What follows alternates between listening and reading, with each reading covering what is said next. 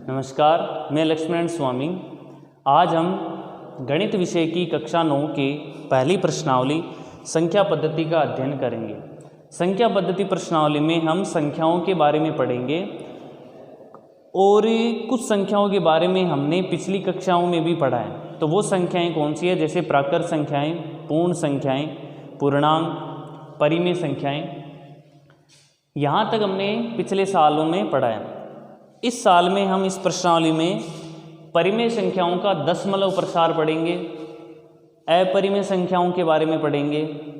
अब हम इस प्रश्नावली में को समझने के लिए हम एक संख्या रेखा के द्वारा इसे समझने का प्रयास करेंगे। हम जानते हैं कि संख्या रेखा में मध्य में होता है 0 और दाईं ओर धनात्मक संख्याएं होती हैं तथा ये धनात्मक संख्याएं अनंत तक चलती है, यानी कि जितनी बड़ी संख्या की आप कल्पना कर सकते हैं वह संख्या भी इस संख्या रेखा पर स्थित है। चाहे 10 अंकों का हमारा मोबाइल नंबर ही क्यों ना हो, वो भी एक प्रकार की संख्या है और जो संख्या इस संख्या रेखा पर भी स्थित है, कहीं ना कहीं इसे आगे बढ़ाने पर जरूर स्थित होगी। इसी प्रकार शून्य के बाईं ओर ऋणात्मक संख्याएं होती हैं।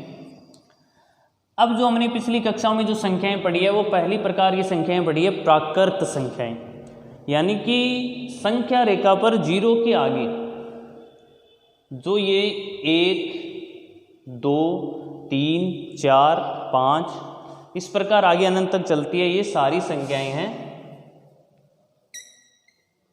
प्राकृत संख्या। जब हम इन प्राकृत संख्याओं में शून्य को भी शामिल कर लेते हैं, यानी कि इस बार 0, 1, 2, 3, 4, 5 को शामिल करने के बाद जो संख्याएं आएगी वो संख्याएं होगी हमारी पूर्ण संख्याएं। ठीक है, ये सारी पूर्ण संख्याएं होती हैं। जब हम प्राकृत संख्याएं और पूर्ण संख्याओं के साथ साथ में ऋणात्मक संख्याओं को भी शामिल कर लेते हैं, यानी -1, -2, -3, -4, -1080, तो इन सभी संख्याओं को हम पूर्णांक कहते हैं, जिसमें शून्य के दाईं ओर स्थित पूर्णांक धनात्मक पूर्णांक होते हैं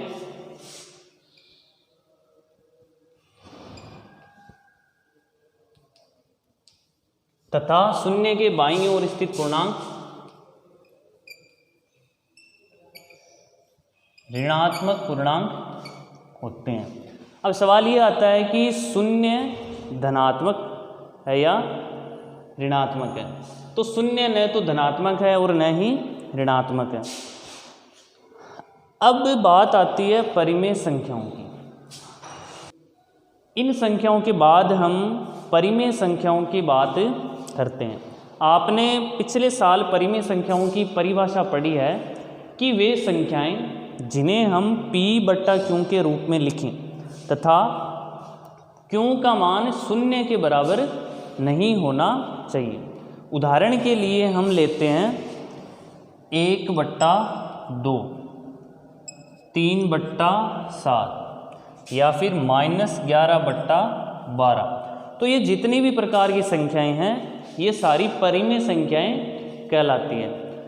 अब पिछले साल हमने परिमेय संख्याओं को संख्या रेखा पर भी लिखना सीखा होगा।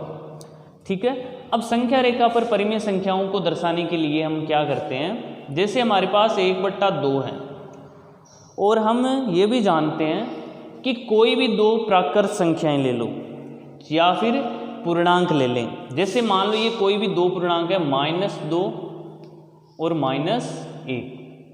हमने ये 2 पूर्णांक लिए, -2 और -1। इन 2 पूर्णांकों के मध्य अनंत संख्याएं उपस्थित हैं। ये अनंत संख्याएं कौन कौन सी है, इनमें कुछ तो परिमेय संख्याएं हैं, कुछ अपरिमेय संख्याएं हैं। परिमेय संख्याएं को हम p बटा q के रूप में लिख सकते हैं। लेकिन जो अपरिमेय संख्याएं हैं वो हम अगली प्रश्नावली में भी पढ़ेंगे, उन्हें हम इस रूप में नहीं लिख सकते, वो बात हम आगे की प्रश्नावली में और विस्तार से समझेंगे। तो इन दो संख्याओं के मध्य अनंत परिमेय संख्याएं उपस्थित है। जैसे 1/2 हम बात करें तो 1/2 को अगर आप हल करना चाहो तो ये आएगा 0.5, या फिर 1/2 0 और 1 के बीच स्थित है। ठीक है, हम दर्शाना समझ रहे हैं अभी 0 और 1 के बीच में, और आपने ऐसा दर्शाया भी है। तो हम 0 और 1 के बीच में कितने टुकड़े कर लेंगे? 2 टुकड़े। ये 2 टुकड़े हो गए, और 1 टुकड़े के बाद कितना हो जाएगा? 1/2। अब इसी प्रकार यहाँ 1/3 भी होगा, यहाँ 1/4 भी होगा। तो हम इन दो संख्याओं के मध्य, दो पूर्णांकों के मध्य अनंत संख्याएं लिख सकते हैं। अब हम जो अगला कार्य करेंगे वो करेंगे कि किन्हीं भी दो प्राकर संख्याओं या पूर्णांकों के मध्य हम परिमेय संख्याएं ज्ञात करेंगे। जैसे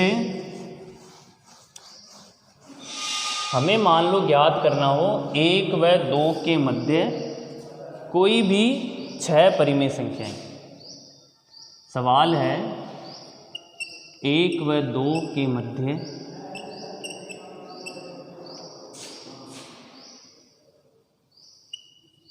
छह परिमेय संख्याएं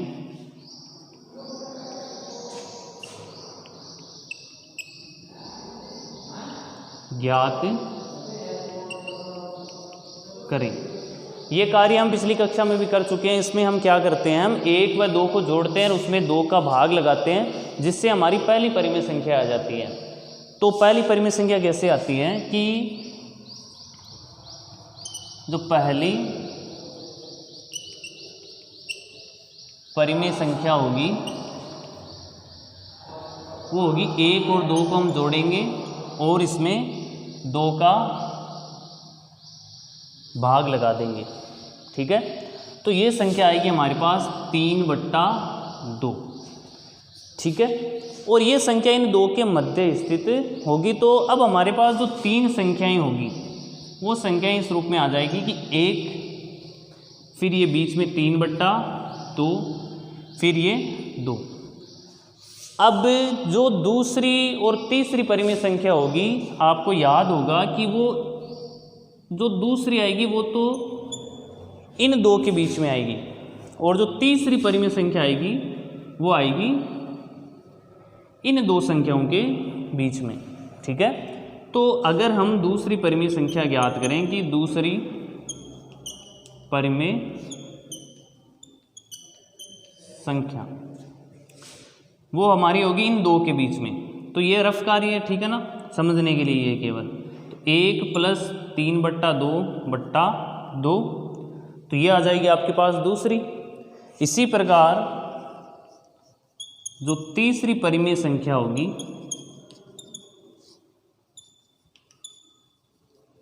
वो आएगी इन 2 के मध्य, यानी 3/2 और 2 के बीच में। तो 3/2 + 2/2। इसे आपने पिछले साल भी हल किया और हम इसे आगे हल कर सकते हैं। इस साल हम इस प्रकार के सवालों को एक अलग तरीके से हल करना सीखेंगे जो इस तरीके से छोटा है। तो देखो हम उस तरीके को सीखते हैं। अब उस तरीके में क्या है कि हमें कितनी संख्याएं ज्ञात करनी है, यहाँ 6 करनी है। तो हम क्या करेंगे कि इस 6 में 1 जोड़ेंगे। ठीक है, जब हम 6 में 1 जोड़ेंगे तो हमारे पास आएगा 7।